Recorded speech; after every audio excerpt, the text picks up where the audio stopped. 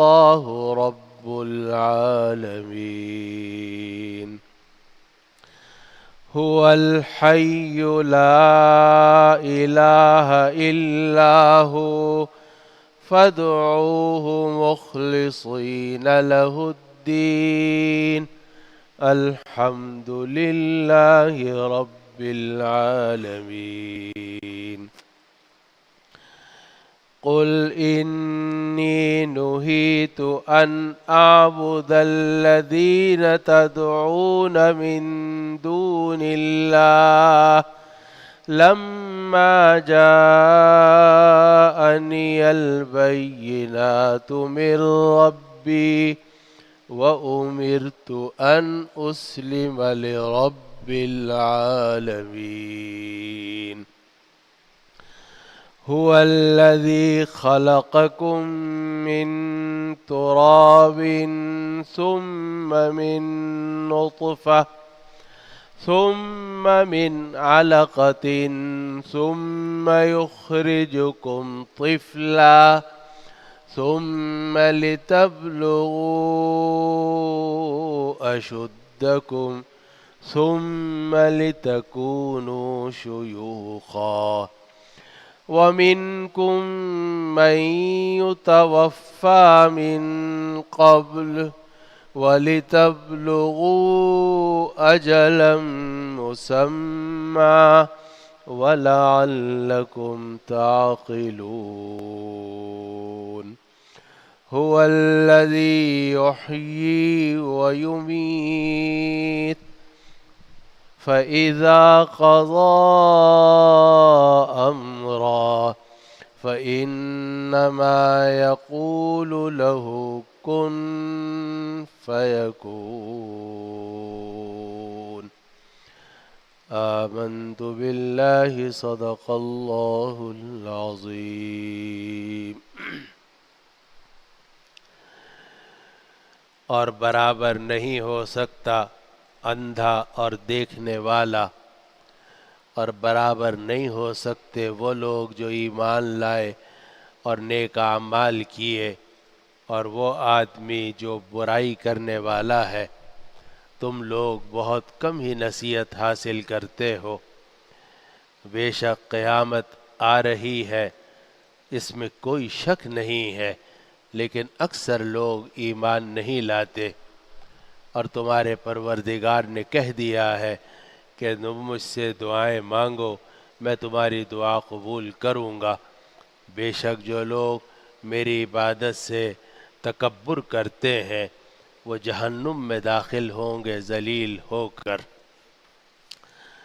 اللہ ہی تو ہے کہ جس نے تمہارے لیے رات بنائی ہے تاکہ تم اس رات میں سکون حاصل کرو، اور اللہ نے دن کو دیکھنے والا بنایا۔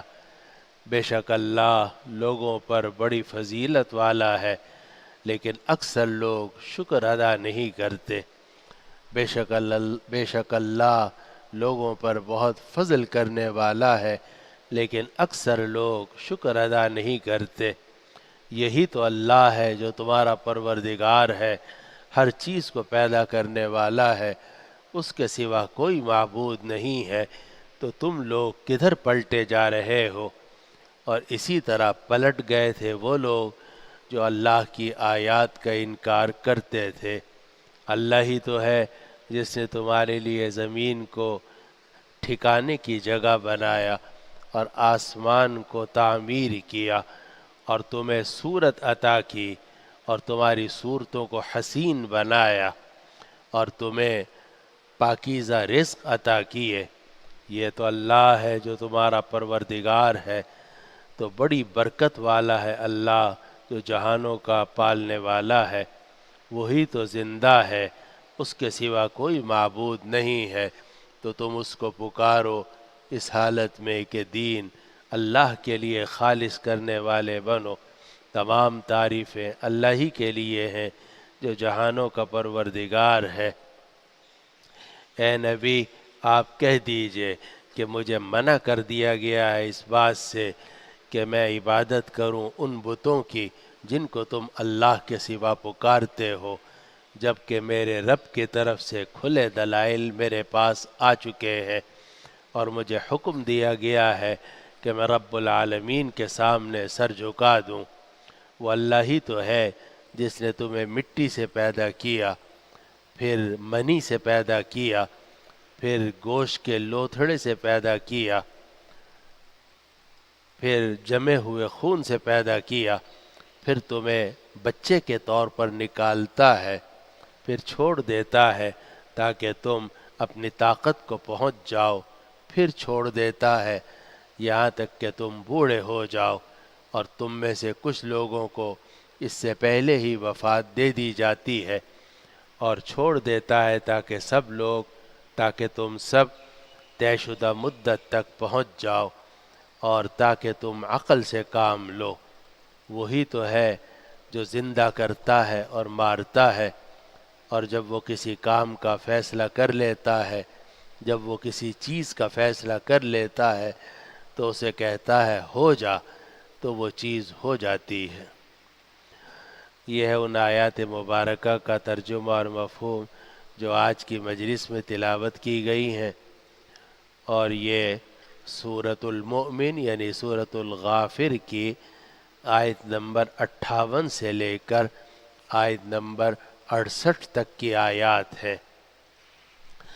آیت نمبر 58 سے لے کر آیت نمبر 68، ان میں جو 58 اور 59 والی آیت ہے اس میں اللہ سبحانہ و تعالی نے یہ بات ارشاد فرمائی کہ جو آدمی نابینا ہے اور جو دیکھنے والا ہے وہ برابر نہیں ہو سکتے۔ ایک آدمی اندھا ہے، اس کو کچھ نظر ہی نہیں آتا، اندھا ہے کہ دیکھتا ہی نہیں ہے، یا ایسا اندھا ہے کہ دیکھتا تو ہے مگر دیکھ کر بھی نہیں دیکھتا، اور دوسرا آدمی بینا ہے، دیکھنے والا ہے، اور جن چیزوں کو دیکھتا ہے ان کو دیکھ کر عبرت حاصل کرتا ہے اور ان سے فائدہ اٹھاتا ہے اور مضر چیزوں سے بچتا ہے۔ تو اللہ سبحانہ و تعالی نے فرمایا کہ جو آدمی اندھا ہو اور جو آدمی بینا یعنی دیکھنے والا ہو، یہ دونوں برابر نہیں ہو سکتے۔ اور آگے ارشاد ہے والذین آمنوا وعملوا الصالحات ولا المسیء، اسی طرح جو لوگ ایمان لائے اور جنہوں نے نیک اعمال کیے وہ ولا المسیء، اور وہ آدمی جو برائی کرنے والا ہے، یہ دونوں برابر نہیں ہو سکتے۔ ایک آدمی ہے کہ جس نے ساری زندگی ایمان کے ساتھ گزاری، اعمال صالحہ کی کوشش کرتا رہا، ظلم سے بچتا رہا، شرک سے بچتا رہا، مخلوق خدا پر ظلم نہیں کیا، ان کے ساتھ حسن سلوک کی کوشش کرتا رہا، ایمان بھی لایا، نیک اعمال بھی کیے۔ دوسرا وہ آدمی ہے جو مسیء ہے، برائی کرنے والا ہے، اللہ تعالیٰ کے احکام کی بھی اطاعت نہیں کرتا، مخلوق خدا کے ساتھ بھی برا سلوک کرتا ہے۔ تو اللہ تعالیٰ فرماتے ہیں کہ یہ آدمی جس نے ساری زندگی ایمان اور اعمال صالحہ کے ساتھ گزاری، اور وہ دوسرا آدمی کہ جو برائی کرنے والا ہے، یہ دونوں کیسے برابر ہو سکتے ہیں؟ قلیلا ما تتذکرون، اور آگے ارشاد فرمایا کہ تم لوگ بہت کم ہی نصیحت حاصل کرتے ہو، یعنی دیکھتے ہو مگر دیکھ کر بھی نہیں دیکھتے، اور جو نصیحت حاصل کرنی چاہیے وہ تم لوگ نصیحت حاصل نہیں کرتے۔ قلیلا ما تتذکرون، تم بہت کم ہی نصیحت حاصل کرتے ہو۔ یہ تو آیت نمبر 68 تھی۔ اس میں کسی آدمی کو یہ شبہ ہو سکتا تھا کہ بھئی ہم ایک آدمی کو دیکھتے ہیں کہ وہ ساری زندگی اچھے کام کرتا ہے، ہر ایک کے ساتھ حسن سلوک کی کوشش کرتا ہے، اللہ کے بھی حقوق ادا کرتا ہے، بندوں کے بھی حقوق ادا کرتا ہے، لیکن مخلوق خدا اس کو ستاتی رہتی ہے، بیوی ستا رہی ہے، گھر والے ستا رہے ہیں، بچے ستا رہے ہیں، پڑوسی ستا رہے ہیں، دائیں بائیں کے لوگ ستا رہے ہیں۔ یہ آدمی اپنی طرف سے ہر ایک کے ساتھ حسن سلوک کر رہا ہے، لیکن دوسرے لوگ اس کے ساتھ برا سلوک کر رہے ہیں، تو دیکھنے میں ایسا لگتا ہے کہ اس کی نیکی شاید ضائع ہو رہی ہے، لیکن اگلی آیت میں اللہ سبحانہ و تعالی نے فرمایا کہ یہ بات نہیں ہے، یہاں یہ دنیا جو ہے یہ نتیجے کی جگہ نہیں ہے، یہ دنیا بدلے کی جگہ نہیں ہے، بلکہ یہ دنیا عمل کی جگہ ہے۔ اسی کو نبی کریم صلی اللہ علیہ وسلم نے ایک حدیث میں ارشاد فرمایا کہ الیوم عمل ولا حساب وغدا حساب ولا عمل، آج کے دن تو عمل ہی عمل ہے، جیسا کرنا چاہو کر لو، آگے حساب آنے والا ہے، اور اگلے دن جب آئے گا مرنے کے بعد کے جو دن ہے ان میں حساب ہی حساب ہوگا، عمل کی کوئی گنجائش نہیں ہے۔ تو یہ جو دنیا میں کوئی آدمی اچھا کر رہا ہے، کوئی برا کر رہا ہے اور دیکھنے میں ابھی بدلہ اس کو نہیں مل رہا، نیک آدمی کو اس کے نیکی کا بدلہ نہیں مل رہا، محسن کو احسان کا بدلہ نہیں مل رہا، اور برائی کرنے والے کو اس کی برائی کی سزا نہیں مل رہی، تو اس کا یہ مطلب یہ مت سمجھو کہ دونوں برابر ہیں، ہرگز دونوں برابر نہیں ہیں۔ ان الساعۃ لآتیۃ لا ریب فیہا، بے شک قیامت آ رہی ہے، اس میں کوئی شک نہیں ہے۔ ان الساعۃ لآتیۃ لا ریب فیہا، بے شک قیامت آ رہی ہے، لا ریب فیہا، اس میں کوئی شک نہیں ہے۔ ولیکن اکثر الناس لا یؤمنون، لیکن اکثر لوگ اس قیامت پر ایمان نہیں رکھتے۔ اور آپ جانتے ہیں کہ قیامت بھی دو قسم کی ہوتی ہے، ایک قیامت کبریٰ، جبکہ ساری دنیا ختم کر دی جائے گی، سور پھونک دیا جائے گا، تو وہ مسلسل قریب آ رہی ہے، جو دن گزر رہا ہے تو وہ قیامت آہستہ آہستہ آہستہ آہستہ ہمارے قریب آتی جا رہی ہے۔ یہ تو قیامت کبریٰ ہے، اور ایک قیامت صغریٰ ہے، اور جس کے بارے میں حدیث میں آتا ہے کہ من مات فقط قامت قیامتہ، کہ اگر کوئی آدمی مرتا ہے اس کی قیامت تو قائم ہو ہی جاتی ہے۔ تو اب صورت یہ ہے کہ آدمی جو ہے وہ چاہے یا نہ چاہے مسلسل اپنی موت کی طرف بڑھتا چلا جا رہا ہے۔ جیسے آدمی اگر ایکسیلیٹر پر کھڑا ہوا ہو، خود بخود چلنے والی سیڑھی کے اوپر، خود بخود چلنے والی بیلٹ کے اوپر کھڑا ہوا ہو، تو وہ کھڑا ہوا ہے لیکن اب وہ بیلٹ آگے چلتی چلی جا رہی ہے۔ اسی طرح انسان جو ہے وہ جناب بچہ ہو رہا ہے، لڑکا ہو رہا ہے، جوان ہو رہا ہے، پہلے نوجوان ہے، پھر جوان ہے، پھر آگے ادھیڑ عمر ہو رہا ہے، پھر بوڑھا ہو رہا ہے، مسلسل آگے بڑھ رہا ہے اپنی قیامت کی طرف۔ اس کی اپنی قیامت تو بہت قریب آ جائے گی، 60 سال 70 سال 80 سال جس کی جو عمر ہے اس میں اس کی قیامت قائم ہو جائے گی، اور ایک بڑی قیامت ہے وہ بھی مسلسل قریب آ رہی ہے۔ یہ آدمی اپنی چھوٹی قیامت کی طرف بڑھ رہا ہے اور بڑی قیامت ادھر سے مسلسل قریب آ رہی ہے۔ اس کو اللہ تعالیٰ نے فرمایا ان الساعۃ لآتیۃ لا ریب فیہا، بے شک قیامت آ رہی ہے، اس میں کوئی شک نہیں ہے۔ ولیکن اکثر الناس لا یؤمنون، لیکن اکثر لوگ ایمان نہیں لاتے۔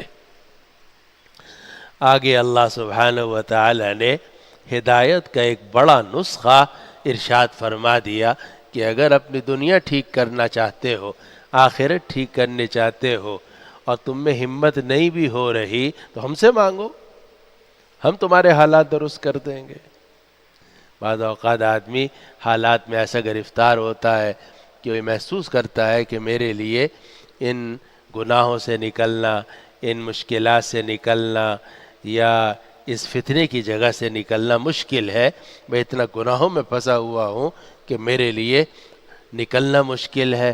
تو اللہ سبحانہ و تعالی نے فرما دیا کہ اگر تمہیں نظر نہیں آ رہا، اعمیٰ ہو، یا تم برائی کرنے والے ہو اور تم چاہتے ہو کہ مجھے نظر آنے لگے، میں نصیحت حاصل کرنے لگوں، اور میں بھی ایمان لاؤں، میں بھی اعمال صالحہ اختیار کروں، میری بھی دنیا اور آخرت اچھی ہو جائے، میں بھی اللہ کا محبوب اور ولی اللہ بن جاؤں، تو ہم سے مانگ لو، ہم تمہیں دے دیں گے۔ وقال ربکم ادعونی استجب لکم، تو آیت 70 میں ارشاد فرمایا گیا کہ وقال ربکم ادعونی استجب لکم، تمہارے پروردگار نے کہہ دیا ہے کہ تم مجھ سے مانگو، استجب لکم، میں تمہاری دعا قبول کروں گا۔ وقال ربکم ادعونی استجب لکم، تمہارے پروردگار نے کہہ دیا ہے کہ تم مجھ سے مانگو، مجھے پکارو، میں تمہاری پکار قبول کروں گا۔ ان الذین یستکبرون عن عبادتی، بے شک جو لوگ میری عبادت سے تکبر کرتے ہیں، سیدخلون جہنم داخرین، وہ جہنم میں داخل ہوں گے ذلیل ہو کر۔ تو اگر آدمی گناہوں میں پھنسا ہوا ہے، برائیوں میں پھنسا ہوا ہے، تو وہ اور کچھ نہیں کر سکتا، تو ایک کام تو کر ہی سکتا ہے کہ اللہ تعالیٰ سے دعا کرے۔ کچھ دن پہلے شاید آپ نے حضرت شیخ الاسلام مولانا تقی عثمانی صاحب دامت برکاتہم کا بیان سنا ہوگا، اور انہوں نے ایک واقعہ بھی ذکر کیا کہ وہ ایک کافر عورت تھی اور وہ اپنے بچوں کو عیسائی بنا رہی تھی، شوہر اس کا مسلمان تھا، وہ پریشان ہوا، اس نے حضرت کو لکھا، حضرت نے اسے یہ فرمایا کہ تم اپنی بیوی کو اس بات پر آمادہ کر لو کہ وہ رات کو کم از کم ایک مرتبہ بیٹھ کر یہ دعا کر لیا کرے کہ یا اللہ، عیسائیت اور اسلام میں جون سا مذہب برحق ہے آپ کے نزدیک اور جس میں میری نجات ہے، یا اللہ مجھے اس کی توفیق عطا فرما دے۔ کیونکہ عیسائی بیوی ہے، اپنے مذہب پر پکی ہے، بچوں کو چرچ لے جانا چاہتی ہے، شوہر مسلمان تھا اور کافروں کے علاقے میں رہتا تھا، شادی اس نے عیسائی عورت سے کی ہوئی تھی، پریشان تھا۔ تو حضرت نے اس کو یہ نسخہ بتایا اور اس نے اپنی بیوی کو اس بات پر راضی کر لیا، کہا بحث ہم نہیں کرتے کہ اسلام بہتر ہے یا عیسائیت بہتر ہے، دنیا اور آخرت کی نجات اسلام میں ہے یا عیسائیت میں ہے، ایسا کرو کہ ہم دونوں روزانہ رات کو بیٹھ جایا کریں گے اور بیٹھ کے اللہ تعالیٰ سے دعا کیا کریں گے کہ یا اللہ، جس میں ہمارے لیے دنیا اور آخرت کی خیر ہے اور جون سا مذہب آپ کی رضا کے مطابق ہے اور ہمیں جہنم سے بچا کر جنت میں پہنچانے والا ہے، یا اللہ وہ مذہب ہمیں عطا فرما دے، اس پر ہمارا دل جما دے۔ دعا کرتے رہے، اللہ سبحانہ و تعالیٰ نے اس عورت کا دل پھیر دیا اور اس نے اسلام قبول کر لیا، بغیر کسی ترغیب کے، بغیر کسی کوشش کے۔ دعا ایک ایسی چیز ہے، اسی لیے قرآن اور حدیث کے اندر دعا کے بڑے فضائل آئے۔ آدمی کیسے ہی برے حالات کے اندر کیوں نہ ہو، چاہے گناہ کے حالات ہوں، چاہے دنیاوی پریشانیوں کے حالات ہوں، لیکن کسی وقت میں بھی آدمی کو اللہ تعالیٰ سے مایوس نہیں ہونا چاہیے۔ اس لیے قرآن مجید میں آتا ہے لا تیأسوا من روح اللہ، اللہ کی رحمت سے نا امید مت ہو، انہ لا ییأس من روح اللہ الا القوم الکافرون، اللہ کی رحمت سے تو صرف کافر لوگ نا امید ہوتے ہیں۔ تو آدمی کو کبھی بھی اللہ تعالیٰ کی رحمت سے مایوس نہیں ہونا چاہیے، بلکہ مانگتے ہی رہنا چاہیے، اور جب مانگتا رہے گا اللہ تعالیٰ یقیناً اس پر رحمت کے دروازے کھولیں گے۔ تو اللہ سبحانہ و تعالیٰ نے اس آیت کے اندر یہ بات ارشاد فرمائی ہے کہ مجھ سے مانگو میں تمہاری دعا قبول کروں گا۔ اور حدیث شریف میں اس کی تفصیل آئی ہے احادیث شریفہ میں کہ آدمی جب دعا کرتا ہے تو کبھی تو اللہ سبحانہ و تعالی وہی چیز اس کو عطا فرما دیتے ہیں جو اس نے مانگی تھی، کبھی اللہ سبحانہ و تعالی وہ چیز تو عطا نہیں فرماتے لیکن اس سے بہتر چیز عطا فرما دیتے ہیں، اور کبھی اللہ سبحانہ و تعالی اس دعا کی برکت سے کوئی مصیبت نازل ہونے والی تھی اس مصیبت کو دور کر دیتے ہیں، اور کبھی اللہ سبحانہ و تعالی اس دعا کو آخرت کے لیے ذخیرہ کر لیتے ہیں۔ لیکن دعا قبول ضرور ہوتی ہے اگر آدمی اخلاص کے ساتھ دل سے اللہ تعالیٰ سے مانگے۔ دل سے کی قید اس لیے لگا رہا ہوں کہ ایک حدیث میں آتا ہے کہ اللہ تعالیٰ اس آدمی کی دعا قبول نہیں کرتے من قلب لاہن، جو غافل دل کے ساتھ دعا کر رہا ہو، زبان پہ کچھ ہے، خیال میں کچھ اور ہے، دماغ کہیں اور ہے، دل کہیں اور ہے، زبان سے کہہ رہا ہے، تو یہ تو دعا نہیں ہے، یہ تو دعا کا رٹا لگانا ہے۔ تو دعا وہ ہوتی ہے جو دل سے ہو، جو دعا وہ ہوتی ہے جو دل سے ہو، اور جب دل سے ہوتی ہے تو اگر آدمی پوری دعا نہ بھی کرے، یا رب یا رب یا رب بس یہی کہتا رہے تو بھی دعا قبول ہو جائے گی، اس لیے کہ رب تو دیکھ رہا ہے نا، وہ پکار تو سنتا ہے۔ اور ایک حدیث سے اس کی تائید ہوتی ہے کہ نبی کریم صلی اللہ علیہ وسلم نے پریشانی کے وقت میں جب آدمی سخت پریشان ہو ایک دعا تلقین فرمائی، اور وہ دعا الحزن کہلاتی ہے، پریشانی کے وقت کی دعا۔ اور عجیب بات یہ ہے کہ اس دعا کے اندر دعا کا کوئی لفظ ہی نہیں ہے۔ عجیب بات یہ ہے، وہ کیا ہے؟ لا الہ الا اللہ العظیم الحلیم، لا الہ الا اللہ رب السماوات ورب العرش العظیم، لا الہ الا اللہ رب السماوات ورب العرش الکریم۔ یا اللہ آپ کے سوا کوئی نہیں، آپ آسمانوں کے پروردگار، آپ زمینوں کے پروردگار، آپ عرش عظیم کے پروردگار۔ اب یہ دعا ہو رہی ہے، حالانکہ اس میں دعا کا کوئی لفظ بظاہر نہیں ہے، لیکن آدمی جب پکارتا ہے اللہ سبحانہ و تعالیٰ کو اور دل سے پکارتا ہے، ہو نہیں سکتا کہ اللہ تعالیٰ اس کی دعا قبول نہ فرمائے، ہو نہیں سکتا۔ اس لیے نہیں ہو سکتا کہ قرآن کا وعدہ ہے کہ وَقَالَ رَبُّكُمُ ادْعُونِي أَسْتَجِبْ لَكُمْ، تمہارے پروردگار نے کہہ دیا ہے ادعونی، مجھے پکارو، استجب لکم، میں تمہاری دعا قبول کروں گا۔ اسی لیے آدمی کو ضرور پکارنا چاہیے، اللہ تعالیٰ ضرور دعا قبول فرماتے ہیں، لیکن جیسا میں نے عرض کیا کہ دعا کی قبولیت کی صورتیں مختلف ہوتی ہیں۔ کبھی آپ نے 10,000 مانگے تھے، 10,000 ہی مل گئے، کبھی 10,000 تو نہیں مانگے تھے لیکن 20,000 کی کوئی چیز اللہ تعالیٰ نے آپ کے گھر میں غیب سے دلوا دی، کبھی آپ نے کو وہی چیز مل گئی، کبھی اس سے بہتر چیز مل گئی، اور کبھی ایسا ہوتا ہے کہ جو مصیبت آنے والی تھی وہ دور ہو جاتی ہے۔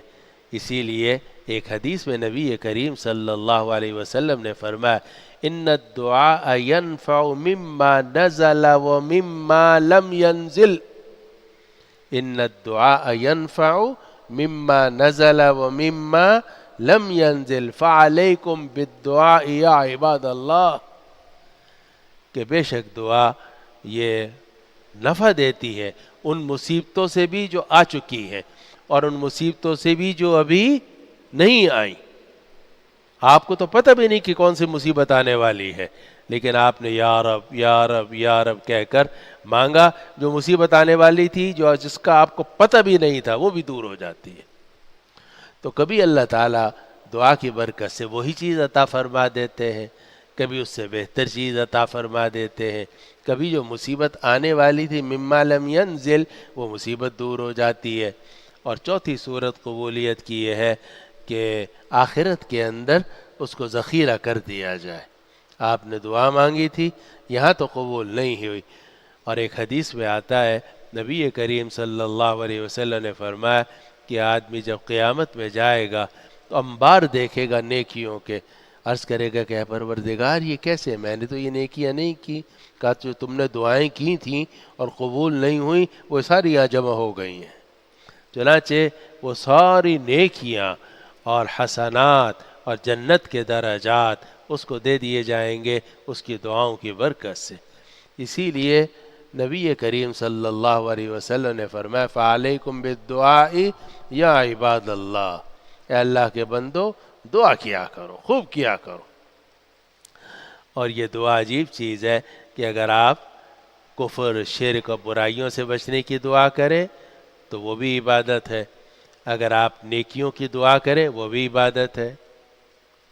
مثلاً کفر اور شرک سے بچنے کی، جیسے ابھی میں نے مثال دی کہ ایک خاتون جو ہے وہ دعا کرتے رہی کہ یا اللہ مجھے برے دین سے نجات دے دے، جو بھی اچھا دین آپ کے نزدیک پسندیدہ ہے، آپ کی رضا کے مطابق ہے، جنت میں وہ عطا فرما دے۔ اللہ نے اس کو دین اسلام کی توفیق دے دی۔ اسی طرح اگر کوئی آدمی نیکیوں کی دعا کرے کہ یا اللہ مجھے حافظ بنا دے، عالم بنا دے، 5 وقت نماز باجماعت کا عادی بنا دے، اپنے سے مانگنے والا بنا دے، یہ نیکیوں کی دعا ہے، یہ بھی عبادت ہے۔ لیکن اگر کوئی آدمی نیکیاں بھی نہ مانگے بلکہ دنیا کی چیزیں مانگے، یا اللہ میرے پاس پیسے نہیں ہیں مجھے پیسے دے دے، یا اللہ میرا ذاتی گھر نہیں ہے مجھے ذاتی گھر دے دے، یا اللہ شہبت ہوتی ہے بیوی نہیں ہے بیوی دے دے، یا اللہ اچھی جگہ میری شادی کرا دے، یا اللہ لباس کی بھی تنگی ہے اچھا لباس دے دے۔ اب آپ دنیا کی چیزیں مانگتے چلے جا رہے ہیں، یہ سب کا سب عبادت۔ یہ جو آپ دنیا کی چیزیں مانگ رہے ہیں یہ نہ سمجھیں کہ یہ دنیا ہے، نہیں، یہ دنیا تھی، لیکن جب آپ نے اللہ سے مانگی پھر یہ دنیا نہیں رہی بلکہ یہ عبادت ہو گئی۔ اور اسی لیے نبی کریم صلی اللہ علیہ وسلم نے فرمایا کہ اگر تم میں سے کسی کے جوتے کا تسمہ ٹوٹ جائے وہ بھی اللہ سے مانگے۔ اذا انقطع شسع نعل احدکم، جب تم میں سے کسی کے جوتے کا تسمہ ٹوٹ جائے وہ بھی اللہ سے مانگے۔ آپ کا جوتا ٹوٹ گیا تو آپ جائیں گے اور جڑوائیں گے، لیکن بہتر اور سنت کے مطابق طریقہ یہ ہے کہ پہلے دعا مانگ لیں کہ یا اللہ جوتا ٹوٹ گیا۔ جیسے ہی جوتا ٹوٹا یا اللہ جوتا ٹوٹ گیا جیسے بچہ ماں سے کہتا ہے نا کہ امی ٹوٹ گئی، اب ماں تھوڑی نہیں جاتی ہے، لیکن بچے کو اطمینان ہوتا ہے کہ ماں نے سن لیا ہے تو کوئی انتظام کر دے گی، باپ نے سن لیا انتظام کر دے گا۔ اسی طرح بندہ مومن جو ہے وہ ہر چیز اللہ تعالیٰ سے کہتا ہے، یا اللہ ٹائر پنچر ہو گیا مدد فرما، یا اللہ جوتا ٹوٹ گیا جوتا جڑوا دیجئے۔ تو آدمی اللہ سے مانگے پھر اس کے بعد جوتا جڑوا لے۔ اذا انقطع شسع نعل احدکم، جب جوتا ٹوٹ جائے جوتے کا تسمہ ٹوٹ جائے وہ بھی اللہ سے مانگے۔ اور ایک روایت میں حتی یسألہ الملح، یہاں تک کہ اللہ سے نمک بھی مانگے۔ کسی گھر میں نمک ختم ہو جائے تو عام طور سے نمک ایسی چیز ہے کہ ایک پڑوسن بھی دوسرے پڑوسن سے مانگ لیتی ہے، دارالقامہ میں بھی ایک لڑکا دوسرے لڑکے سے مانگ لیتا ہے، لاؤ بھائی تھوڑا سا نمک تو دے دو۔ اور دینے والے کے اوپر کوئی بوجھ ہوتا ہے نہ لینے والے پر کوئی بوجھ ہوتا ہے، لیکن اس سے مانگنے سے پہلے کس سے مانگو؟ اللہ تعالیٰ سے مانگو۔ یا اللہ نمک کی ضرورت ہو گئی تو نمک دلوا دیجئے، پھر جا کر بازار سے خرید لو، اگر کوئی محبت والا ہے اور خوشی سے دے سکتا ہے اس سے لے لو۔ تو یہ ہر چیز ہمیں اللہ سے مانگنی چاہیے، چاہے جوتے کا تسمہ ٹوٹ جائے، چاہے نمک ختم ہو جائے، چاہے کوئی بھی چیز ہو، کوئی بھی کام ہو، گھر سے نکلے یا اللہ فلاں کی جگہ جانا ہے کوئی اچھی سواری دلوا دے، اچھی سواری یا اللہ عافیت سے پہنچا دے، وہاں پہنچ گئے یا اللہ فلاں آدمی سے کام ہے یا اللہ اس سے ملاقات کروا دے۔ اب مسلسل آپ اللہ تعالیٰ سے مانگتے جا رہے ہیں، یہ پورا کا پورا سفر آپ کا عبادت، پورا کا پورا سفر آپ کا عبادت ہے۔ جوتا ٹوٹا اللہ سے آپ نے مانگا کہ یا اللہ میرا جوتا جڑوا دے، پھر گئے کیریا تو جانا بھی عبادت، پھر وہاں جڑوایا پھر واپس آ گئے، یا اللہ تیرا شکر ہے عافیت سے آ گیا جوتا پھر صحیح ہو گیا۔ یہ سب کا سب کیا ہو گیا؟ عبادت ہو گیا۔ اسی کو حضرت تھانوی رحمۃ اللہ علیہ نے فرمایا حضرت مفتی شفیع صاحب رحمۃ اللہ علیہ کو، ہمارے دادا تھے حضرت مفتی شفیع صاحب رحمۃ اللہ علیہ اس دارالعلوم کے بانی، وہ حضرت تھانوی رحمۃ اللہ علیہ کے پاس گئے اور کہا کہ حضرت سارا دن مصروف رہتا ہوں کیونکہ سبق پڑھاتا ہوں، تنخواہ لیتا ہوں اور اس سے میرے خرچے پورے نہیں ہوتے، تو ایک چھوٹا سا کتب خانہ میں نے کھول رکھا ہے، تو 11:30 سے اور 2:30 کے درمیان میں وہ کام کرتا ہوں، عصر کے بعد کام کرتا ہوں، اور میری بہن ایک بیوہ ہے اس کے بچے بھی ہیں، میری ایک بیٹی ہے اس کی وہ بیوہ ہے اس کی بچیاں ہیں، اور سارا دن میں مصروف رہتا ہوں، مجھے عبادت کا موقع نہیں ملتا۔ یہ میرے دادا نے فرمایا حکیم الامت حضرت تھانوی رحمۃ اللہ علیہ سے۔ حضرت تھانوی رحمۃ اللہ علیہ فرمایا کہ یہ آپ کی جو دنیا ہے یہ بھی دین ہے، ہر وقت مصروف رہنا، حقوق ادا کرنے کی کوشش کرتے رہنا، یہ سب کا سب کیا ہے؟ عبادت ہے، دین ہے۔ بہرحال بات یہ چل رہی ہے کہ آدمی کو ہر چیز اللہ تعالیٰ سے مانگنی چاہیے، بڑی بڑی چیزیں بھی اللہ تعالیٰ سے مانگنی چاہیے کہ یا اللہ کشمیر کا مسئلہ حل کرا دے، فلسطین کا مسئلہ حل کرا دے، برما کے مظلوم مسلمانوں کا مسئلہ حل کرا دے، یہ بڑی بڑی باتیں ہیں جو ہمارے بس سے باہر ہیں۔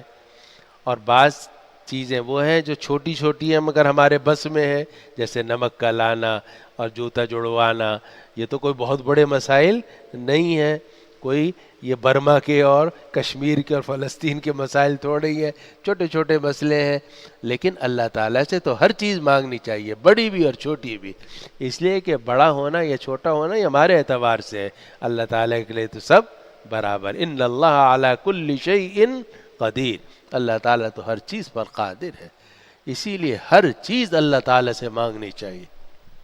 صبح اٹھے، یا اللہ اس دن کی خیر چاہتا ہوں، اللہم انی اسألک خیر هذا اليوم فتحه ونصره ونوره وبرکته وهداه واعوذ بک من شر ما فیہ وشر ما بعدہ۔ شام ہوئی، رات آ رہی ہے، اللہم انی اسألک خیر هذه اللیلہ فتحها ونصرها ونورها وبرکتها وهداها ونعوذ بک من شرها وشر ما فیها وشر ما بعدها۔ کسی جگہ پہنچے، قیام کرنا ہے، یا ارض ربی و ربک اللہ، اللہم انی اسألک خیرہا وخیر ما فیہا وخیر ساکنیہا واعوذ بک من شرہا وشر ساکنیہا۔ کوئی سواری خریدی، اللہم انی اسألک خیرہا وخیر ما جبلتہا علیہ واعوذ بک من شرہا وشر ما جبلتہا علیہ۔ ہر چیز اللہ سے مانگ رہے ہیں، ہر چیز اللہ سے، بڑی چیز ہو چھوٹی چیز ہو، اللہ سے مانگنے کی عادت ڈالنی چاہیے۔ اور یہ تصوف کا تیر بہدف نسخہ ہے، تصوف کا تیر بہدف نسخہ ہے۔ اور ذکر اللہ اگر ہم کرتے ہیں، مثلا سبحان اللہ، الحمدللہ، اللہ اکبر، یہ تسبیح سب ذکر اللہ ہے، لیکن آپ نے بھی دیکھا ہوگا، ہم بھی دیکھتے ہیں، تسبیح پڑھ رہے ہیں، دل کہیں اور چلا جاتا ہے۔ ابھی آپ نے شروع کی سبحان اللہ سبحان اللہ سبحان اللہ 3 مرتبہ کہا تھا، 97 جو آگے کہیں ہے نا، اس میں دل کہیں، دماغ کہیں، اب وہ صرف زبان حرکت میں ہے، باقی خیالات کہیں اور چلے گئے۔ لیکن دعا جب آپ مانگیں گے تو عام طور سے وہ دل ہی سے مانگی جاتی ہے، یا اللہ میرا یہ کام کر دے، یا اللہ میں فلاں آدمی آ رہا ہے، اللہ خیر کرے، یا اللہ اس کے ساتھ ملاقات آسان کر دے، یا اللہ یہ آدمی دروازے پر آیا ہے، پتہ نہیں کس کام کے لیے آیا ہے، یا اللہ اس کے لیے بھی خیر فرما، میرے لیے بھی خیر فرما، مجھے اس کے شر سے بچا، اسے میرے شر سے بچا، کیونکہ ہر آدمی کے اندر خیر بھی ہے اور شر بھی ہے، ہر دن کے اندر خیر بھی ہے، شر بھی ہے، ہر چیز کے اندر خیر بھی ہے اور شر بھی ہے۔ اللہ سے ہر چیز کی خیر مانگنی چاہیے اور ہر چیز کے شر سے پناہ مانگنی چاہیے۔ تو یہ جو دعا ہے، یہ عام طور سے اس میں غفلت کم ہوتی ہے، جبکہ رٹا نہ لگائے۔ اسی لیے ہمارے بزرگ کہتے ہیں دعا رٹے والی چیز نہیں ہے کہ آپ نے اپنا پڑھتے چلے گئے، پڑھنے والی چیز نہیں ہے، دعا پڑھنے والی چیز نہیں ہے، دعا پڑھنے کی نہیں ہوتی، دعا مانگنے کی ہوتی ہے۔ پڑھنا اور چیز ہے، مانگنا اور چیز ہے، دعا پڑھی نہیں جاتی۔ اکثر لوگ کہتے ہیں یہ دعا اتنی مرتبہ پڑھ لینا، یوں کہنا چاہیے کہ یہ دعا اتنی مرتبہ مانگنا اللہ سے۔ ہمارے ایک محتمم تھے، ایک لڑکا تھا، تو دارالعلوم اسلامیہ ایک مدرسہ ہے، اب بھی ہے، تو اب تو مولانا مشرف علی صاحب تھانوی رحمۃ اللہ علیہ کو ہم نے اس کا محتمم بنا دیا تھا، لیکن ان سے پہلے کافی پہلے ایک بزرگ تھے قاری سراج صاحب، قاری سراج احمد، تو میں اس مدرسے میں پڑھا کرتا تھا، حفظ اور ناظرہ اور قرات تھی قاری عبدالعزیز شوقی صاحب کے پاس، ان سے قرات کرتا تھا۔ تو وہ جو محتمم صاحب تھے قاری سراج صاحب، ان کے دعا مانگنے کا انداز آج بھی مجھے بھولتا نہیں ہے۔ وہ جب دیکھتے تھے کہ مدرسے میں تنخواہ کے پیسے نہیں ہیں اور خرچہ زیادہ ہو گیا، آمدنی ہے نہیں، تو وہ ہم سب بچوں کو جمع کر لیتے تھے جو قرآن مجید حفظ کر رہے ہیں۔ میں بھی قرآن مجید حفظ کر چکا تھا اور حفظ دہرا رہا تھا، تو ہم سب کو جمع کر لیتے تھے، اور صاحب ایسی گڑ گڑا کر وہ اللہ تعالیٰ سے دعا کرتے تھے کہ آج تک وہ مجھے یاد ہے، یا اللہ پیسے ختم ہو گئے، یا اللہ مدرسے میں پیسے ختم ہو گئے، یا اللہ خرچہ بہت ہو گیا، پیسے میرے پاس نہیں ہیں، یا اللہ پیسے مجھے دے دے، یا اللہ میں کہاں سے دوں تنخواہیں، میرے پاس پیسے نہیں ہیں۔ صاف اللہ تعالیٰ سے ڈائریکٹ بات کرتے تھے، گھما پھرا کے نہیں کرتے تھے وہ، یا اللہ میرے پاس پیسے نہیں ہیں، یا اللہ مجھے پیسے دے دے، مجھے ملازموں کو تنخواہ دینی ہے، یا اللہ طالب علموں کو وظیفہ دینا ہے، یا اللہ میرے پاس پیسے نہیں، یا اللہ پیسے دے دے مجھے، یا اللہ مجھے دے دے ورنہ مجھے مدرسہ بند کرنا پڑے گا، یا اللہ دے دے پیسے۔ اور وہ جناب اس طرح مانگتے تھے اللہ تعالیٰ سے کہ ایک دن میں انتظام ہو جاتا تھا. تو یہ دعا پڑھنے والی چیز نہیں ہوتی، یہ دعا مانگنے والی ہوتی ہے. ہم اکثر دعائیں جو ہیں وہ پڑھتے ہیں، حالانکہ دعا پڑھنے والی چیز نہیں ہوتی. دعا پڑھا تو جاتا ہے قرآن مجید کو، قرآن مجید پڑھنا چاہیے آدمی کو، قراءت القرآن. باقی دعا تو مانگنے کا نام ہے، پکارنے کا نام ہے. دعا کا مطلب پکارنا، مانگنا. اس کو اللہ تعالیٰ فرماتے ہیں کہ وقال ربکم ادعونی استجب لکم، تمہارے پروردگار نے کہہ دیا ہے کہ مجھے پکارو، استجب لکم، میں تمہاری پکار کا جواب دوں گا، میں تمہاری پکار قبول کروں گا. آگے فرمایا ان الذین یستکبرون عن عبادتی، بے شک جو لوگ میری عبادت سے تکبر کرتے ہیں، یعنی دعا نہیں مانگتے، اور دعا تو عبادت ہے. اور اس کی تفسیر میں مسند احمد ابن حنبل رحمہ اللہ نے امام احمد نے حدیث بیان کی کہ خود نبی کریم صلی اللہ علیہ وسلم نے تفسیر فرمائی ہے الدعاء هو العبادہ، کہ دعا عبادت ہے. اور پھر یہ آیت بھی خود نبی کریم صلی اللہ علیہ وسلم نے پڑھی ان الذین یستکبرون عن عبادتی سیدخلون جہنم داخرین. تو دعا عبادت ہے، بلکہ ایک روایت میں آتا ہے الدعاء مخ العبادہ، دعا عبادت کا مغز ہے. تو جو آدمی دعا نہیں مانگتا وہ گویا اللہ کی عبادت سے تکبر کرتا ہے، اور جو لوگ میری عبادت سے تکبر کریں گے ان کے بارے میں اللہ تعالیٰ کا ارشاد ہے سیدخلون جہنم داخرین، وہ جہنم میں داخل ہوں گے ذلیل ہو کر. اور اسی کی تفسیر میں وہ بات ہے جو حدیث شریف میں آئی ہے کہ نبی کریم صلی اللہ علیہ وسلم نے فرمایا من لم یسأل اللہ یغضب علیہ، جو آدمی اللہ سے نہیں مانگتا اللہ کو اس پر غصہ آتا ہے. مجھ سے مانگتا کیوں نہیں ہے؟ میں نے اسے پیدا کیا ہے، میں اس کو نعمتیں دینا چاہتا ہوں، میں اس کو ہدایت دینا چاہتا ہوں، میں اس کو جنت پہنچانا چاہتا ہوں، مانگے مجھ سے، یہ مانگتا کیوں نہیں ہے؟ من لم یسأل اللہ یغضب علیہ، حدیث میں فرمایا گیا جو آدمی اللہ سے نہیں مانگتا اللہ کو اس پر غضب آتا ہے، غصہ آتا ہے کہ مانگتا کیوں نہیں. تو اس آیت میں ہے ان الذین یستکبرون عن عبادتی، بے شک جو لوگ میری عبادت سے تکبر کرتے ہیں، اعراض کرتے ہیں، سیدخلون جہنم داخرین، وہ جہنم میں داخل ہوں گے ذلیل ہو کر. آگے آیت نمبر 61 میں اللہ سبحانہ و تعالی نے اس رات اور دن کی طرف ہماری توجہ دلائی ہے کہ اللہ نے تمہارے لیے رات بنائی ہے تاکہ تم اس میں سکون سے رہو، اور دن بنایا ہے دیکھنے کے لیے کہ تم چلو پھرو، رزق تلاش کرو. اور جگہوں میں بھی اللہ تعالیٰ نے وَجَعَلْنَا النَّهَارَ مَعَاشًا، ہم نے دن کو بنایا ہے زندگی گزارنے کے لیے کہ آدمی باہر نکلے، محنت کرے، مزدوری کرے، زراعت کرے، تجارت کرے، ملازمت پہ جائے، پڑھے پڑھائے. لیکن رات جو ہے یہ ان کاموں کے لیے نہیں ہے. رات ہے کس کے لیے؟ سکون کے لیے. سکون جسمانی بھی چاہیے، روحانی بھی چاہیے. سکون جسمانی سونے سے حاصل ہوتا ہے، اور سکون روحانی اللہ تعالیٰ کی عبادت سے حاصل ہوتا ہے. اسی لیے نبی کریم صلی اللہ علیہ وسلم نے اپنے رات کے 6 حصے بنائے ہوئے تھے. 4 حصوں میں آپ آرام فرماتے تھے، 2 حصوں میں آپ عبادت کرتے تھے. تو یہ رات سکون کے لیے ہے. تو اللہ تعالیٰ فرما رہے ہیں اللہ الذی جعل لکم اللیل لتسکنوا فیہ، اللہ نے تمہارے لیے رات بنائی ہے تاکہ تم اس میں سکون سے رہو، تاکہ تمہیں اس رات میں سکون حاصل ہو. اور اب یہ ہم لوگوں نے اپنی زندگی خراب کی ہوئی ہے، کر رہے ہیں کہ رات کا بڑا حصہ ہم فضولیات میں مصروف رہتے ہیں، 12 بج جاتے ہیں، 1 بج جاتے ہیں. حالانکہ نبی کریم صلی اللہ علیہ وسلم نے ہمیں یہ تعلیم دی ہے کہ عشاء کی نماز کے بعد فضول کام، فضول باتیں نہیں کرنی چاہیے، قصہ گوئی بھی نہیں کرنی چاہیے، بلکہ آدمی جلد از جلد سو جائے. اور تمام اطباء چاہے وہ پرانے ڈاکٹر ہوں، پرانے طبیب اور حکیم ہوں، چاہے آج کل کے ڈاکٹر ہوں، سب متفق ہے کہ دن میں سونے کا وہ فائدہ نہیں ہوتا جو رات کے سونے کا فائدہ حاصل ہوتا ہے۔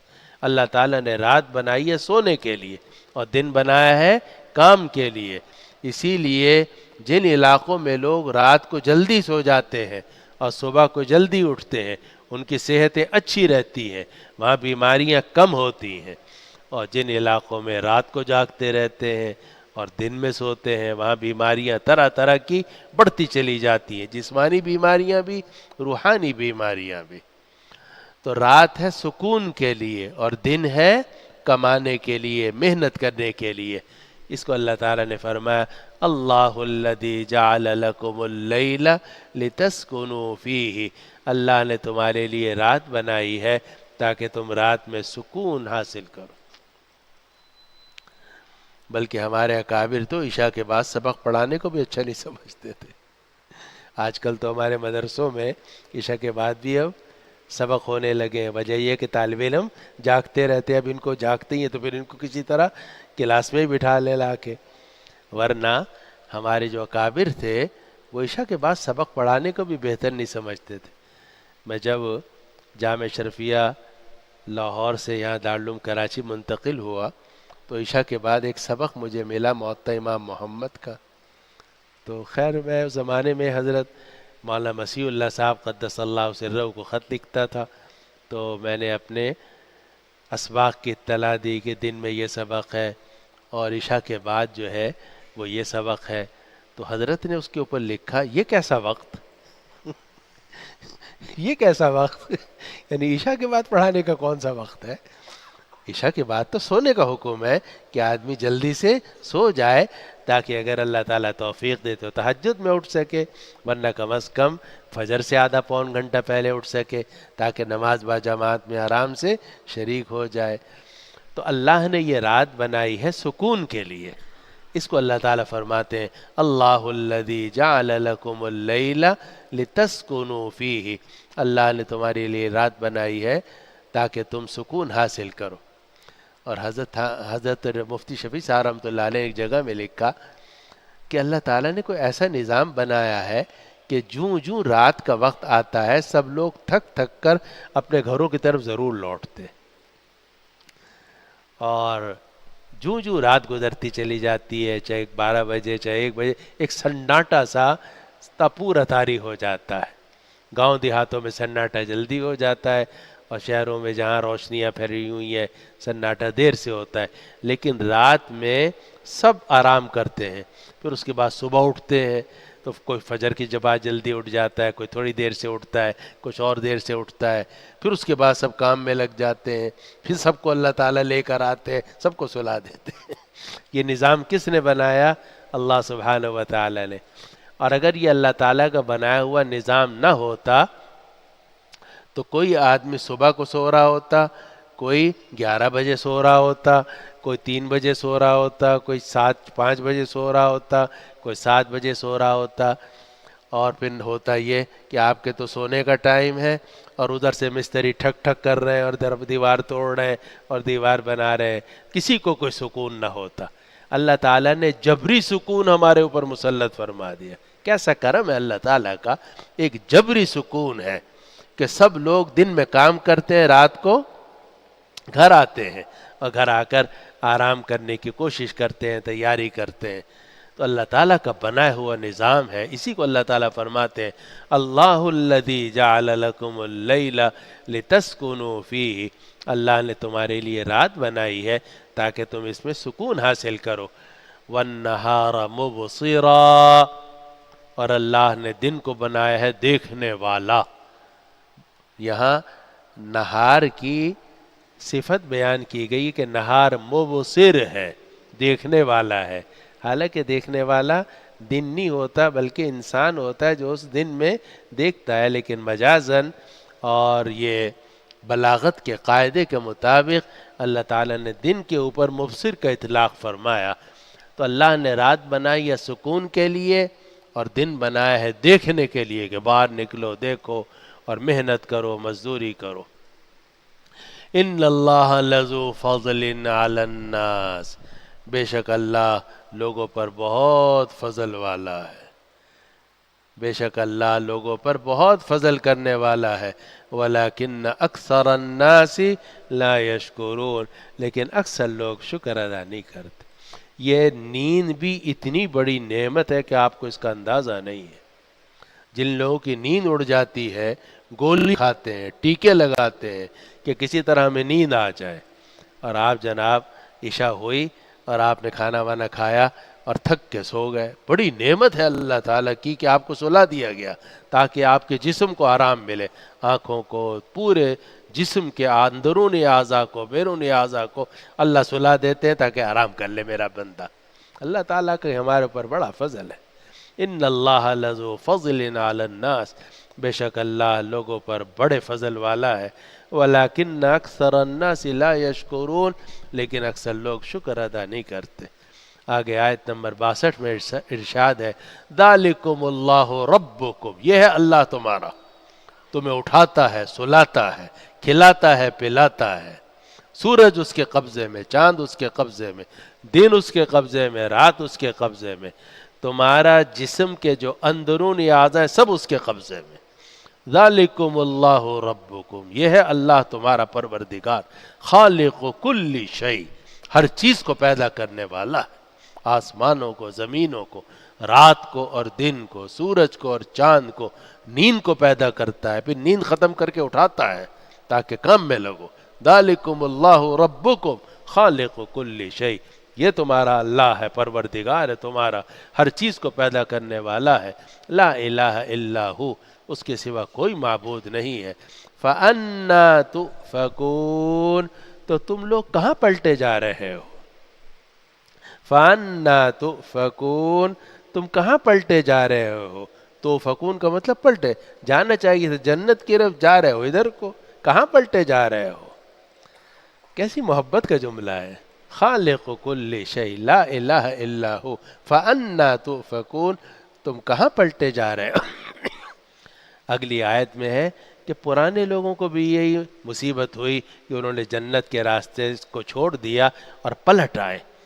کذالک یؤفک الذین کانوا بآیات اللہ یجحدون، اسی طریقے سے پلٹ دیا جاتا ہے ان لوگوں کو جو اللہ کی آیات کا انکار کرتے تھے۔ پرانی امتوں کے لوگ تھے، انہوں نے اللہ کی آیات کا انکار کر دیا، ان کو بھی سیدھے راستے سے پلٹا دیا گیا۔ تو پہلے فرمایا فَأَنَّا تُؤْفَكُونَ، کہاں پلٹے جا رہے ہو؟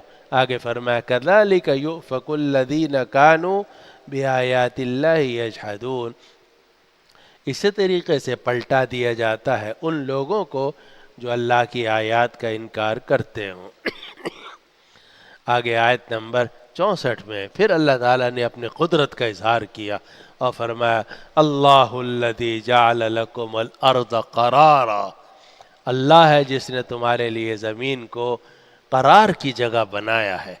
قرار کہتے ہیں ٹھہرنے کو، جہاں آپ اطمینان سے ٹھہر رہے ہیں۔ اب دیکھیے آپ اطمینان سے یہاں بیٹھے ہو، میں بھی اطمینان سے بیٹھا ہوں، حالانکہ زمین حرکت میں ہے، اور زمین جو ہے وہ بھی تین طرح سے حرکت میں ہے، اپنے محور پر بھی حرکت کر رہی ہے، اور سورج کے گرد بھی حرکت کر رہی ہے، اور ساتھ ساتھ سورج جو ہے وہ تمام سیاروں کو لے کر کہیں تیزی سے دوڑا بھی جا رہا ہے۔ زمین کی تین حرکتیں ہیں، زمین اپنے محور پر بھی حرکت کر رہی ہے، اپنے مدار میں بھی حرکت کر رہی ہے، اور سورج زمین اور تمام سیاروں کو لے کر کہیں تیزی سے آگے جا رہا ہے۔ کہاں جا رہا ہے ہمیں نہیں معلوم، سائنسدان بھی کہتے ہیں کہیں جا رہا ہے، ہمیں نہیں معلوم کہاں جا رہا ہے یہ۔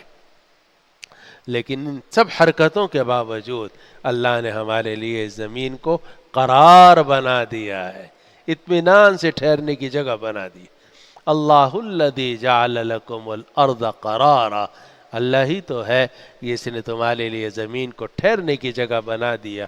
والسماء بناء، اور آسمان کو تعمیر کیا، ادھر آسمان ادھر آسمان، اور معلوم ہوا کہ یہ جو کچھ ہمیں نظر آتا ہے اگرچہ یہ حد نگاہ ہو لیکن آسمان ہے، اور اللہ نے آسمان بنایا ہے.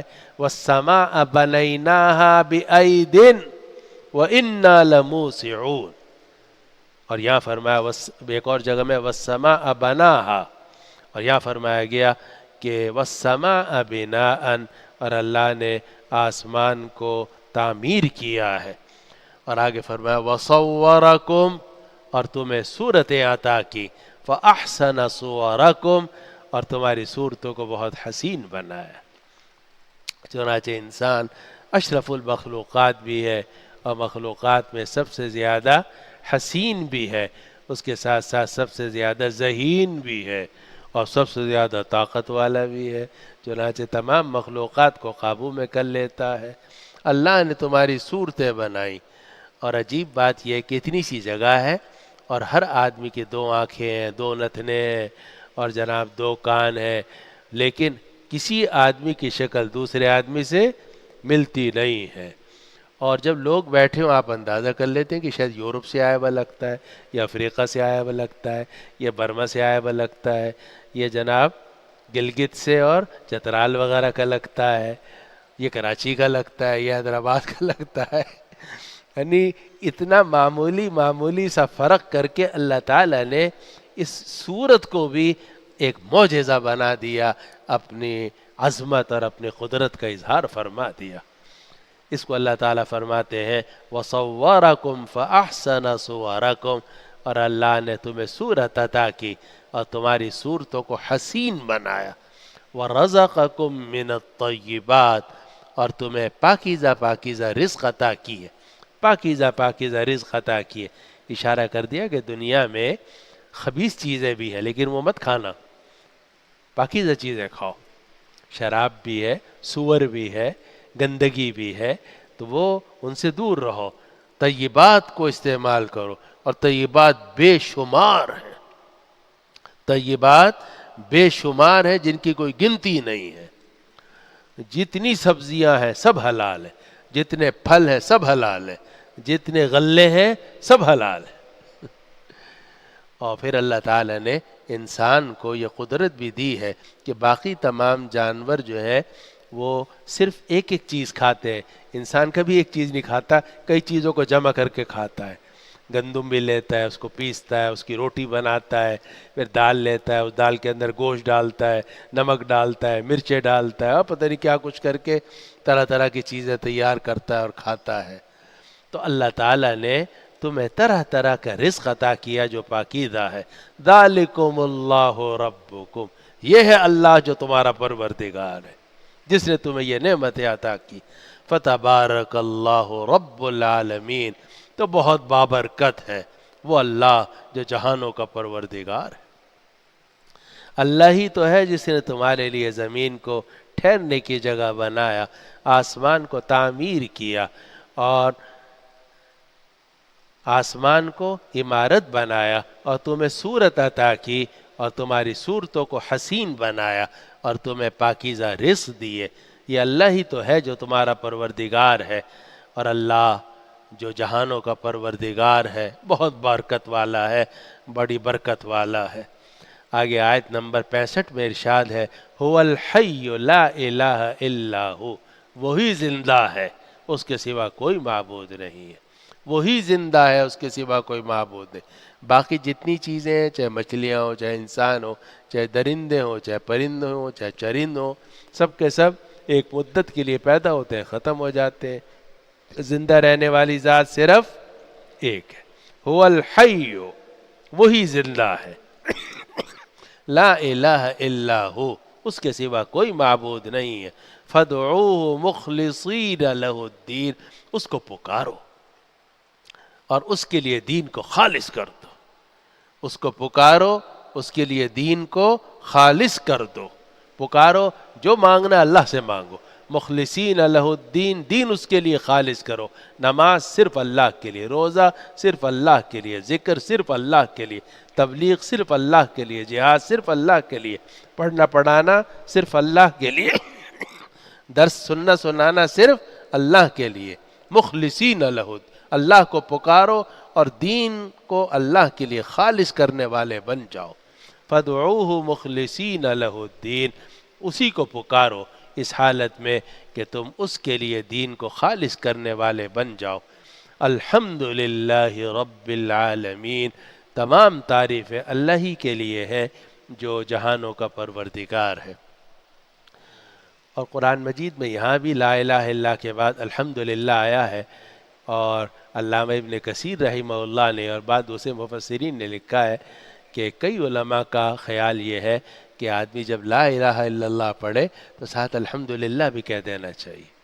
لا الہ الا اللہ الحمد للہ رب العالمین، اور یہ اس دعا میں بھی ثابت ہے جو نماز کے بعد پڑھی جاتی ہے، مخلصین لہ الدین الحمد للہ رب العالمین۔ تو اللہ تعالیٰ فرماتے ہیں آیت نمبر 65 میں کہ اللہ ہی تو زندہ ہے، اس کے سوا کوئی معبود نہیں ہے، تو تم اسی کو پکارو اس حالت میں کہ دین اس کے لیے خالص کرنے والے ہو۔ تمام تعریفیں اللہ ہی کے لیے ہیں جو جہانوں کا پروردگار ہے۔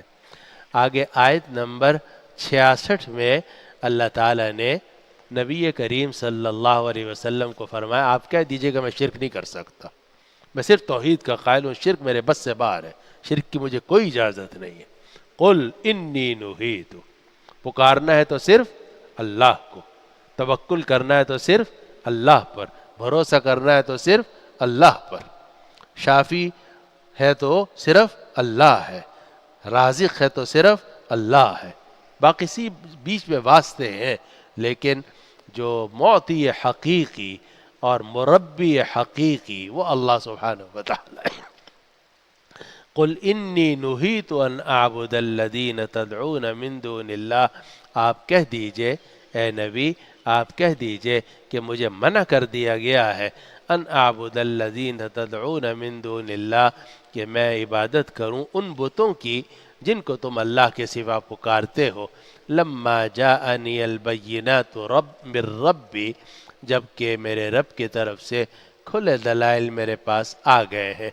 وَأُمِرْتُ أَنْ أُسْلِمَ لِرَبِّ الْعَالَمِينَ، اور مجھے حکم دیا گیا ہے کہ میں رب العالمین کے سامنے سر جھکا دوں، مجھے حکم دیا گیا ہے کہ میں رب العالمین کے سامنے سر جھکا دوں۔ اس لیے سر جھکے گا تو صرف کس کے سامنے؟ اللہ تعالیٰ کے سامنے۔ مجھے حکم دیا گیا ہے کہ میں سر جھکا دوں رب العالمین کے سامنے۔ آگے آیت جو دو آیتیں رہ گئیں، آیت 67 اور 68، ان میں بھی اللہ سبحانہ وتعالی نے اپنی قدرت کے مظاہر ذکر فرمائے ہیں، اور اللہ تعالی ہمیں نظر تو نہیں آتا لیکن اس کی قدرت ایک ایک چیز میں نظر آتی ہے۔ وَفِي أَنفُسِكُمْ افلا تبصرون، اب دیکھو میرا دل بھی کام کر رہا ہے جبھی تو میں بیٹھا ہوں، جگر بھی کام کر رہا ہے، گردے بھی کام کر رہے ہیں، اندر ایک بہت بڑے پلانٹ لگا ہوا ہے، مشینری لگی ہوئی ہے، میرے بھی آپ کے بھی ہر ایک کے جتنے لوگ بیٹھے ہیں، جب تک یہ چل رہی ہے مشینری ہم زندہ ہیں۔ ادھر بٹن بند ہوا ادھر سب ختم۔ اب یہ کون چلا رہا ہے؟ میرا جسم ہے، میرا دل ہے، میرے گردے ہیں، میرے پھیپھڑے ہیں، کسی چیز کو مجھے اندر کچھ پتہ نہیں ہے، اسی نے پیدا کیا وہی چلا رہا ہے۔ اسی قدرت کے مظاہر کی طرف توجہ دلانے کے لیے قرآن جگہ جگہ ہمیں کہتا ہے دیکھو دیکھو، ذرا سوچو کہ اللہ سبحانہ و تعالی کی قدرت تمہیں کس طرح نظر آتی ہے۔ تو اس آیت نمبر 67 میں ارشاد ہے هو الذی خلقکم من تراب ثم من نطفہ، اللہ ہی تو ہے کہ جس نے تمہیں، وہی تو ہے جس نے تمہیں پیدا کیا ہے مٹی سے، وہی تو ہے جس نے تمہیں پیدا کیا ہے مٹی سے۔ اس کا ایک مطلب تو یہ ہو سکتا ہے کہ ہمارے جو جد امجد تھے حضرت آدم علیہ السلام، ان کو مٹی سے پیدا کیا گیا تھا، اور قریب میں اگر دیکھا جائے تو آدمی کی جو پیدائش ہوتی ہے وہ اگرچہ منی سے ہوتی ہے، نطفے سے ہوتی ہے، لیکن نطفہ وہ پیدا ہوتا ہے غذا سے، اور جتنی بھی غذائیں ہیں وہ ساری کی ساری مٹی ہیں۔ چنانچہ جتنی سبزیاں ہیں، جتنے پھل ہیں، جتنے غلے ہیں جن کو ہم مزے لے لے کے کھاتے ہیں، وہ حقیقت میں سب مٹی ہے، مٹی سے اللہ تعالیٰ پیدا فرما دیتے ہیں. آم بھی مٹی سے پیدا ہوتا ہے، گندم بھی مٹی سے پیدا ہوتی ہے، جتنے سبزیاں ہیں وہ سب، ہر چیز جو کھانے کی ہے وہ مٹی سے پیدا ہوتی ہے. اسی سے پھر انسان کا خون بنتا ہے، اسی سے منی بنتی ہے، پھر اسی سے آگے بچوں کی ولادت ہوتی ہے. اس کو اللہ تعالیٰ فرماتے ہیں والذی خلقکم من تراب، وہی تو ہے جس نے تمہیں پیدا کیا مٹی سے، ثم من نطفۃ، پھر قطرے سے، نطفہ کہتے ہیں ٹپکی ہوئی بوند کو، ٹپکی ہوئی بوند کو. اور منی کا ایک قطرے کے اندر نہ جانے کتنے کروڑ یا لاکھ، مجھے اس وقت تعداد یاد نہیں رہی، وہ جرثومے ہوتے ہیں. ان جرثوموں میں سے صرف ایک جرثومے سے ولادت ہوتی ہے، چاہے انسان کی ہو، چاہے جانور کی ہو، یا کوئی بھی ہو. تو ایک ٹپکی ہوئی بوند کے ایک چھوٹے سے حصے سے اللہ تعالیٰ پورا جانور، پورا انسان پیدا کر دیتا ہے، چاہے انسان ہو، چاہے ہاتھی ہو، چاہے شیر ہو، چاہے بڑا جانور ہو اور چاہے چھوٹا جانور ہو. تو فرمایا هو الذی خلقکم من تراب ثم من نطفۃ، وہی تو ہے جس نے تمہیں پیدا کیا مٹی سے، ثم من نطفۃ، پھر منی سے، ٹپکی ہوئی بوند سے، ثم من علقۃ، پھر جمے ہوئے خون سے. وہ نطفہ یا منی کا جز مادہ کے رحم میں پہنچتا ہے، تو وہ جو نطفہ ہے وہ مادہ کے انڈے سے جا کر ملتا ہے، پھر اس سے ایک گوشت کا لوتھڑا پیدا ہوتا ہے. پہلے خون کا لوتھڑا ہوتا ہے، جمع ہوا خون ہوتا ہے، پھر وہ جمع ہوا خون آہستہ آہستہ گوشت کے لوتھڑے میں تبدیل ہوتا ہے. پھر وہ جو گوشت کا لوتھڑا ہے اس کے اندر ہڈیاں بنائی جاتی ہیں، اور اتنا چھوٹا سا بچہ ہوتا ہے، اس کے اندر پورے کا پورا پلانٹ فکس کر دیا جاتا ہے. دل اس میں ہوتا ہے، جگر اس میں ہوتا ہے، پھیپھڑے اس میں ہوتے ہیں، سب چھوٹے چھوٹے چھوٹے چھوٹے چھوٹے چھوٹے. پھر جب وہ باہر آتا ہے پھر وہ پلانٹ بڑھنا شروع ہو جاتا ہے. خود آدمی بھی بڑھتا ہے، اس کے اندر کا جو پلانٹ لگا ہوا ہے وہ بھی بڑھنا شروع ہو جاتا ہے. اللہ تعالیٰ کی قدرت کا آنکھوں سے نظر آتی ہے. اللہ ہی تو ہے جس نے تمہیں مٹی سے پیدا کیا، پھر ایک بوند سے پیدا کیا، پھر جمے ہوئے خون سے پیدا کیا، ثم یخرجکم طفلا، پھر اللہ تمہیں بچے کے طور پر نکال دیتا ہے، ماں کے پیٹ سے نکالتا ہے اللہ بچے کے طور پر. ثم یخرجکم طفلا، پھر اللہ تمہیں نکالتا ہے بچے کے طور پر. ثم لتبلغوا اشدکم، پھر تمہیں چھوڑ دیتا ہے تاکہ تم اپنی طاقت کو پہنچ جاؤ. اور یہ طاقت کا زمانہ ہوتا ہے 30 سے 40 سال کے درمیان. 30 سال تک بڑھوتری ہوتی ہے، پھر 30 سے 40 سال کے اندر قوت میں اضافہ ہو جاتا ہے، اور جب 40 سے 50 تک آدمی ٹھہرا رہتا ہے یا گھٹنا شروع ہو جاتا ہے، پھر 50 کے بعد بہت تیزی سے نیچے آنا شروع ہو جاتا ہے، یہاں تک کہ قبر میں پہنچ جاتا ہے. تو فرمایا کہ ثم یخرجکم طفلا، پھر اللہ تعالیٰ تمہیں نکالتا ہے اس حالت میں کہ تم بچے ہوتے ہو. ثم لتبلغوا اشدکم، پھر اللہ تمہیں چھوڑ دیتا ہے تاکہ تم اپنی سختی کو پہنچ جاؤ. ثم لتکونوا شیوخا، پھر اللہ تمہیں چھوڑ دیتا ہے تاکہ تم بوڑھے ہو جاؤ، تاکہ تم بوڑھے ہو جاؤ. وَمِنْكُمْ مَنْ يُتَوَفَّى مِنْ قَبْلُ، اور تم میں سے کچھ وہ ہیں جو اس سے پہلے ہی وفات پا جاتے ہیں. کوئی بچپنے کی حالت میں مر جاتا ہے، کوئی لڑکپن کی حالت میں مر جاتا ہے، کوئی نوجوانی میں مر جاتا ہے، کوئی جوانی میں مر جاتا ہے، کوئی 40 سال میں، اور کچھ اکثر وہ ہیں جن کو چھوڑ دیا جاتا ہے یہاں تک کہ وہ بوڑھے ہو جاتے ہیں. لیکن ہر شخص کو اس مدت تک پہنچایا جاتا ہے جو مدت علم الہی میں اور لوح محفوظ میں لکھی ہوئی ہے. اس کو قرآن کہتا ہے کہ وَمِنْكُمْ مَنْ يُتَوَفَّى مِنْ قَبْلُ،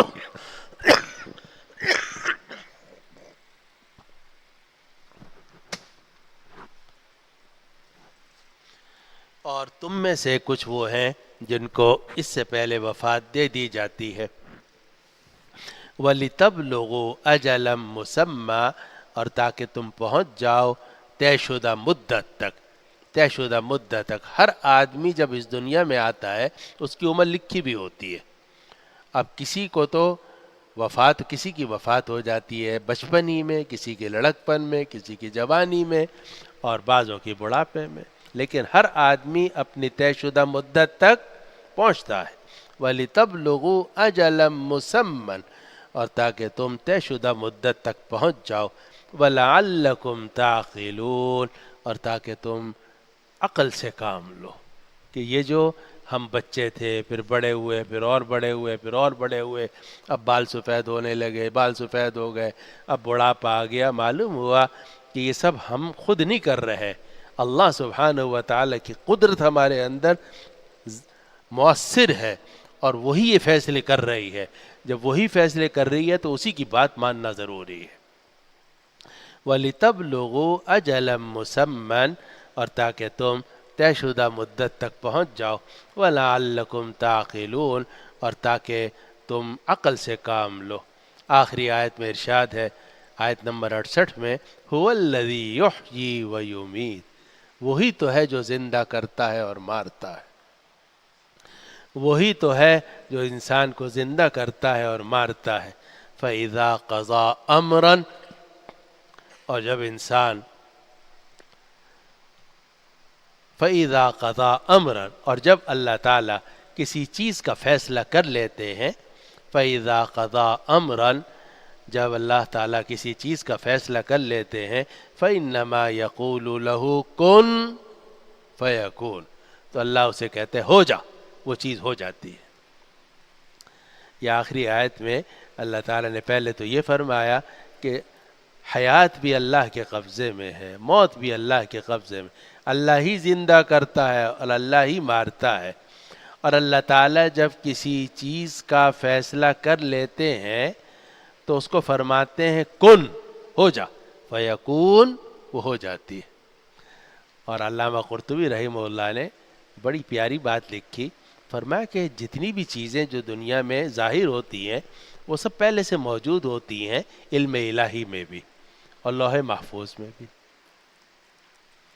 اب یہ جو فرمایا جاتا ہے اس چیز کو ہو جا، تو ہو جا تو اسی وقت کہا جائے گا جب وہ چیز پہلے سے موجود ہو، تو اس کا وجود پہلے سے ہوتا ہے، لیکن وہ وجود کتابی ہوتا ہے، وجود علمی ہوتا ہے۔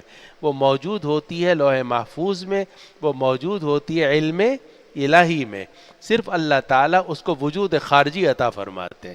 وجود کتابی بھی پہلے سے ہوتا ہے، وجود علمی بھی پہلے سے ہوتا ہے، صرف اللہ تعالیٰ کن فرماتے ہیں تو اس کو وجود خارجی مل جاتا ہے۔ اس کو اللہ تعالیٰ فرما رہے ہیں فَإِذَا قَضَى أَمْرًا، اور جب اللہ تعالیٰ کسی چیز کا فیصلہ کرتے ہیں، فَإِنَّمَا يَقُولُ لَهُ كُن فَيَكُونُ، تو اللہ تعالیٰ اس چیز سے فرماتے ہیں ہو جا، چنانچہ وہ ہو جاتی ہے، یعنی اس کو وجود خارجی مل جاتا ہے۔ چنانچہ بچہ ہوتا ہے، پھر لڑکا ہو جاتا ہے، پھر جوان ہو جاتا ہے، پھر بوڑھا ہو جاتا ہے، پھر اس کے بعد اس کا انتقال ہو جاتا ہے۔ ان آیات کا ترجمہ ایک مرتبہ پھر سن لیجئے، آیت نمبر 58 سے لے کر 68 تک۔ برابر نہیں ہو سکتا وہ آدمی جو نابینا ہو اور دیکھنے والا، اور برابر نہیں ہو سکتے وہ لوگ جو ایمان لائے اور جنہوں نے نیک اعمال کیے، اور برائی کرنے والا، بہت کم ہی تم لوگ نصیحت حاصل کرتے ہو۔ بے شک قیامت آ رہی ہے، اس میں کوئی شبہ نہیں ہے، لیکن اکثر لوگ ایمان نہیں رکھتے۔ اور تمہارے پروردگار نے کہہ دیا ہے کہ تم مجھ سے مانگو، میں تمہاری دعا قبول کروں گا۔ بے شک جو لوگ میری عبادت سے تکبر کی بنا پر اعراض کرتے ہیں وہ جہنم میں داخل ہوں گے ذلیل ہو کر۔ اللہ ہی تو ہے کہ جس نے تمہارے لیے رات کو بنایا ہے تاکہ تم رات میں سکون حاصل کرو، اور دن بنایا ہے دیکھنے کے لیے۔ بے شک اللہ لوگوں پر بڑے فضل والا ہے، لیکن اکثر لوگ شکر ادا نہیں کرتے۔ یہی تو اللہ ہے جو تمہارا پروردگار ہے، ہر چیز کو پیدا کرنے والا ہے، اس کے سوا کوئی معبود نہیں، تو تم کہاں پلٹے جا رہے ہو؟ اور اسی طرح پلٹ گئے تھے وہ لوگ جو اللہ کی آیات کا انکار کرتے تھے۔ اللہ ہی تو ہے جس نے تمہارے لیے زمین کو ٹھہرنے کی جگہ بنایا اور آسمان کو عمارت بنایا، اور اللہ نے تمہیں صورت عطا کی اور تمہاری صورتوں کو حسین بنایا اور تمہیں پاکیزہ رزق عطا کیے۔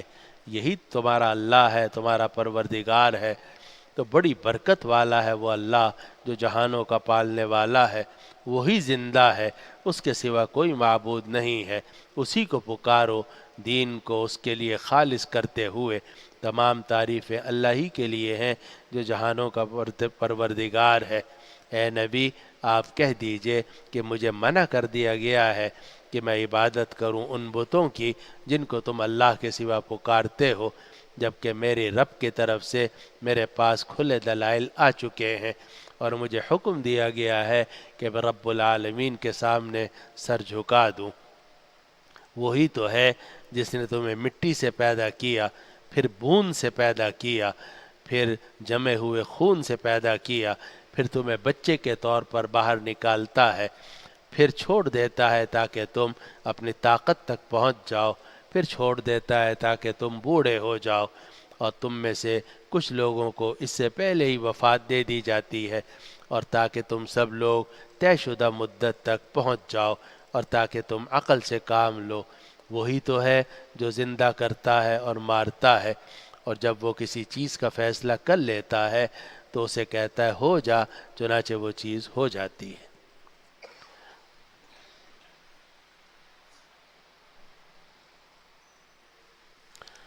اللہ، دعا کر لیجیے۔ الحمد للہ رب العالمین والعاقبۃ للمتقین والصلاة والسلام علی یا اللہ ہماری بیٹھ اپنی بارگاہ میں قبول فرما۔